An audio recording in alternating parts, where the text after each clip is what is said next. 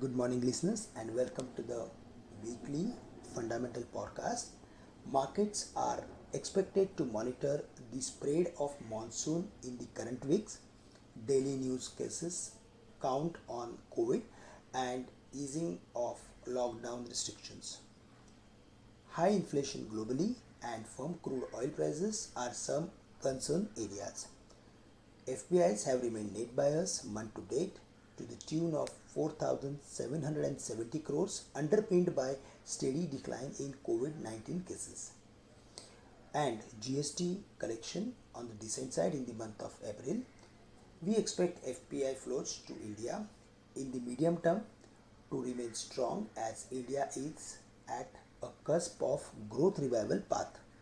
Interestingly, low interest rates, better exports, and a revival in global economy is a good combination for India's economic revival. Domestic demand revival will also be supported by upcoming festival season. Now we will move to the peak of the week. We have chosen Tata Steel as peak of the week for current week on the back of Tata Steel's Q4 margins were at a record high and management confirmed further sequential expansion in coming quarters based on the spot spreads. We estimate steel margins to peak in first quarter of financial year 22 and moderate to sustainable levels from second half of financial year 22, but see upside risk. Strong domestic export prices and improved product mix should result in at least a 6,000 to 7,000 per ton sequential increase in realization in first quarter of financial year 22 as per management comments. We value India 6.5 times, Europe 4 times, and Southeast Asia 4 times as March 23rd EBITDA and arrive at a fair value of 1400. The upside is nearly 21%. Q4 results of GAIL. We prefer GAIL as a hedge against higher crude prices as it benefits from an increase in profitability of LPG production and LNG marketing segments. The recent increase in spot LNG prices also augurs well. We raise our financial year 22-23 EPS by 7% on factoring higher profitability.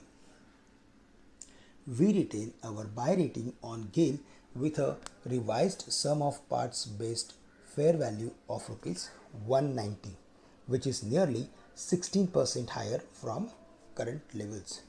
In the previous week, our research team interacted with HCL Technologies CEO and CFO along with head of engineering and R&D services. Key takeaways are the company expects some impact of the second wave of COVID on first quarter revenues.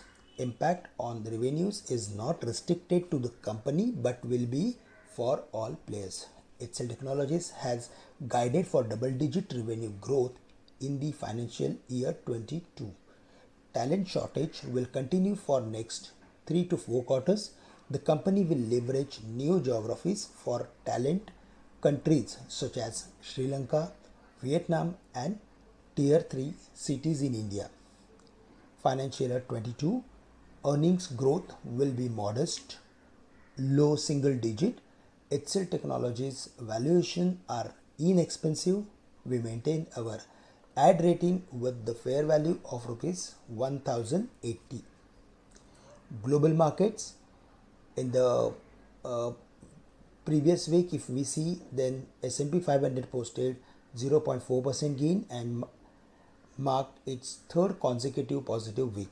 Meanwhile, the Nasdaq Composite was the outperformer with a rally of nearly 1.9% and posting its fourth winning week in a row. The 30 stock Dow fell 0.8% on the week and share of Asia Pacific also remained muted.